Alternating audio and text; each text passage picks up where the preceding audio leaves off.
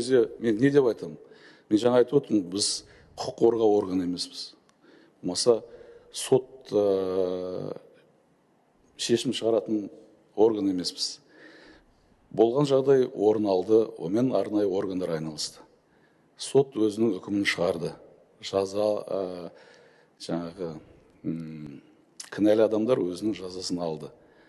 Ол бір екінші, ол уақытта сіз өзіңіз айтқан жаңа менің орынбасарым Берденов, ол уақытта істегенде бір айға толар-толмас уақыт болған.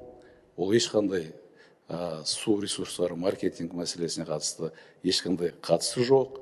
Болмаса басқа да маған көрсетіп отырды баспасөз қызметі, көптеген әңгіме шықты, келіп сол кісі келгелі бері қала жарқырай бастап еді, бәрін неғып тастады. Ондай емес, ол кісі келгенде бір айға толар-толмас уақыт болған. Енді кірісіп жатқан кезі.